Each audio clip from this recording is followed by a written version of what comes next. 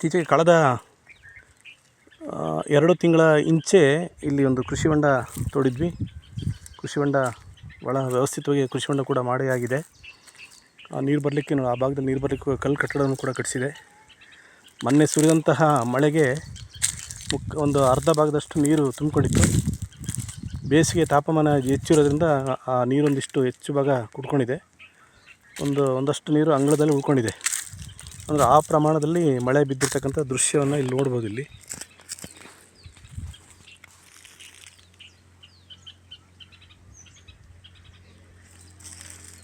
ಪಿಲ್ಲಳ್ಳಿ C Chitralingappa ನೈಸರ್ಗಿಕ ಮತ್ತು ಸಹಜ ಕೃಷಿಕ, ಪಿ ಮಹದೇವಪುರ ಸರ್ವೆ ನಂಬರ್ಗೆ ವ್ಯಾಪ್ತಿಗೆ ಒಳಪಟ್ಟಿರ್ತಕ್ಕಂಥ ಇದು ಕೃಷಿ ಹೊಂಡ.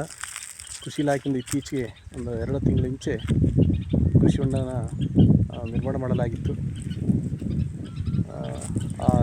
ಈ ಪ್ರಾರಂಭದಲ್ಲಿ ಬಿದ್ದಂತಹ ಮಳೆಗೆ ಈ ಪ್ರಮಾಣದಲ್ಲಿ ನೀರು ಬಂದಿದೆ. ಕೃಷಿ ಹೊಂಡದ ದೃಶ್ಯವನ್ನು ಕೂಡ ನೋಡಬಹುದು.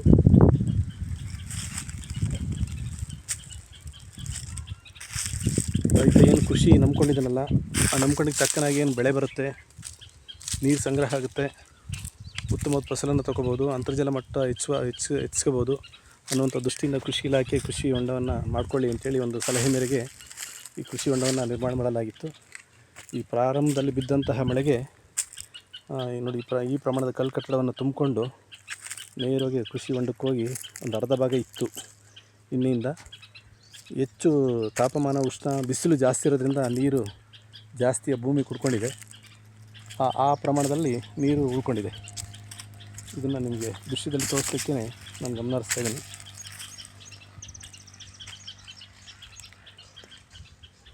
ಇದು ಆ ಪಿಲ್ಲಳ್ಳಿ ಚಿತ್ರಲಿಂಗಪ್ಪನವರ ಮಾವು, ತೆಂಗು, ಶ್ರೀಗಂಧ, ನಿಂಬೆ ಇತರೆ ಇನ್ನೂ ಅನೇಕ, ಸಿಲ್ವರು, ಬಾಳೆ, ಹಳಸು, ಇನ್ನೂ ಅನೇಕ ಸುಮಾರು ಒಂದು 100ಕ್ಕಿಂತ ಹೆಚ್ಚು ನೈಸರ್ಗಿಕ ಕೃಷಿ ಮತ್ತು ಅರಣ್ಯ ಕೃಷಿ ಮಾಡಿರ್ತಕ್ಕಂಥ ದೃಶ್ಯವನ್ನು ಕೂಡ ನೀವು ಚಿತ್ರದಲ್ಲೂ ಕೂಡ ನೋಡಬಹುದು.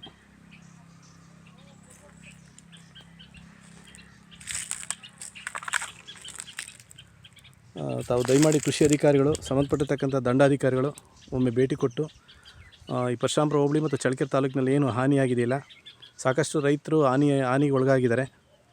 ತೋಟಗಾರಿಕೆ ಬೆಳೆಗಳಾಗಿರ್ಬೋದು, ಆಮೇಲೆ ಇತರೆ ಬೆಳೆಗಳಾಗಿರ್ಬೋದು, ನಷ್ಟಕ್ಕೆ ಒಳಗಾಗಿರ್ತಕ್ಕಂಥ ಪರಿಶೀಲನೆ ಮಾಡಿ ಸರ್ಕಾರದಿಂದ ಸಿಗುವಂತಹ ಪರಿಹಾರವನ್ನು ಕೊಡಿಸ್ಕೊಟ್ಟು ರೈತರ ಹಸಿವನ್ನು, ರೈತರ ಸಮಸ್ಯೆಯನ್ನು ನೀಗಿಸಬೇಕು ಅಂತೇಳಿ ನಾನು ಕಳಕಳಿ ವಿನಂತಿ ಮಾಡ್ತಾಯಿದ್ದೀನಿ.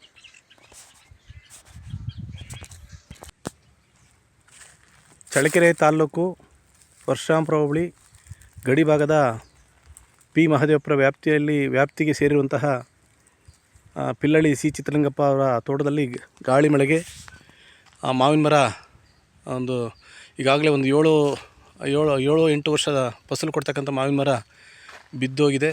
ಎಲ್ಲ ಅದರಲ್ಲಿರ್ತಕ್ಕಂಥ ಕಾಯಿಗಳೆಲ್ಲ ಕೆಳಗಡೆ ನೆಲಕ್ಕುರುಳಿದ್ದಾವೆ. ಇದೇ ರೀತಿಯಾಗಿ ಈ ತೋಟದಲ್ಲಿರ್ತಕ್ಕಂಥ ಮಾವಿನ ಮರಗಳು ಎಲ್ಲ ಕಾಯಿಗಳು ಗಾಳಿಗೆ ಮತ್ತು ಮಳೆಗೆ, ಆಲಿಕಲ್ಲಿಗೆ ಸಾಕಷ್ಟೆಲ್ಲ ಬಿದ್ದು ಹಾನಿಯಾಗಿದೆ. ಒಂದು ತೆಂಗಿನ ಮರವೂ ಕೂಡ ಬಿದ್ದೋಗಿದೆ. ಈ ದೃಶ್ಯದಲ್ಲೂ ಕೂಡ ನೋಡಬಹುದು. ಭಾರೀ ಪ್ರಮಾಣದಲ್ಲಿ ಮಳೆ ಬಂತು.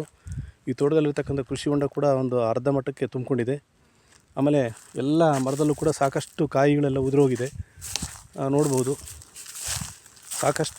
ಸಾಕಷ್ಟು ಕಾಯಿ ಎಲ್ಲ ಮರದಲ್ಲೂ ಕೂಡ ಸಾಕಷ್ಟು ಸಣ್ಣ ಕುಸುರೆ ಮತ್ತು ಕಾಯಿ ಇರ್ತಕ್ಕಂಥವೆಲ್ಲವೂ ಉದುರಿ ಸಾಕಷ್ಟು ಈ ವರ್ಷದ ಏನು ಬೆಳೆ, ಮಾವಿನ ಬೆಳೆ ಏನಿದೆಯಲ್ಲ, ಆ ಬೆಳೆ ಸಂಪೂರ್ಣ ಯಾವುದೇ ರೀತಿಯಾಗಿ ಕೈಗೆ ಸಿಗದಂಗೆ ಹಾನಿಯಾಗಿದೆ. ಒಂದು ತೆಂಗಿನ ಮರವನ್ನು ಕೂಡ ಉರುಳು ಬಿದ್ದಿದೆ, ನೋಡ್ಬೋದು. ಮರದಲ್ಲಿರ್ತಕ್ಕಂಥ ನೋಡಿ, ಒಂದು ಕಾಯಿ ಸಮೇತ ಇಲ್ಲ, ಅಷ್ಟು ಎಲ್ಲ ಮರದಲ್ಲೂ ಕೂಡ ಗಾಳಿ ಮಳೆಗೆ ಬಿದ್ದು ಹಾನಿಯಾಗಿದೆ. ಹಾಗಾಗಿ ಈ ವರ್ಷದ ಪ್ರಾರಂಭದಲ್ಲಿ ಏನು ಮಾವಿನಿಂದ ನಿರೀಕ್ಷೆ ಮಾಡಿದ್ವಿ, ಆ ಬೆಳೆ ಏನು ಸಿಗಬೇಕಾಗಿತ್ತು, ಏನು ಮಾವಿನಿಂದ ನಾವು ಅಂದ್ಕೊಂಡಿದ್ವಿ, ಒಳ್ಳೆ ಬೆಳೆ ಸಿಗುತ್ತೆ, ಒಳ್ಳೆ ಫಸಲು ಸಿಗುತ್ತೆ, ಒಳ್ಳೆ ಮಾವು ಸಿಗುತ್ತೆ ಅಂತ, ಅದೆಲ್ಲವೂ ಕೂಡ ಈ ಪ್ರಾರಂಭದಲ್ಲಿ ಬಿದ್ದಂತಹ ಮಳೆಗೆಲ್ಲ ಹಾನಿಯಾಗಿ ಅಪಾರ ಪ್ರಮಾಣದಲ್ಲಿ ನಷ್ಟ ಆಗಿದೆ. ಇದೇ ರೀತಿಯಾಗಿ ಈ ಹೋಬಳಿ ಬೇರೆ ತೋಟದಲ್ಲೂ ಕೂಡ ಹಂಗಾಗಿದೆ ಅಂತೇಳಿ ಅನೇಕ ಜನ ಸ್ನೇಹಿತರು ಕೂಡ ಹೇಳ್ತಾಯಿದ್ರು. ಸಂಬಂಧಪಟ್ಟಿರ್ತಕ್ಕಂಥ ಅಧಿಕಾರಿಗಳು, ಕೃಷಿ ಇಲಾಖೆ ಅಧಿಕಾರಿಗಳು, ರೈತ ಸಂಪರ್ಕ ಇಲಾಖೆಯವರು ಬಂದು ಭೇಟಿ ಕೊಟ್ಟು ಪರಿಶೀಲನೆ ಮಾಡಿ ಸರ್ಕಾರದಿಂದ ಏನಾದರೂ ಪರಿಹಾರ ಸಿಗುತ್ತಾ ಅನ್ನುವಂತಹ ನಿರೀಕ್ಷೆಯಲ್ಲಿದ್ದೀವಿ. ನಿರೀಕ್ಷೆಯೊಂದಿಗೆ ನಾನು ಈ ಮಾತನ್ನು ಹೇಳಲಿಕ್ಕೆ ಇಷ್ಟಪಡ್ತಾಯಿದ್ದೀನಿ. ಪಿಳ್ಳಳ್ಳಿ ಸಿ ಚಿತ್ರಲಿಂಗಪ್ಪ, ನೈಸರ್ಗಿಕ ಸಹಜ ಕೃಷಿಕ, ಪಿಲ್ಲಹಳ್ಳಿ.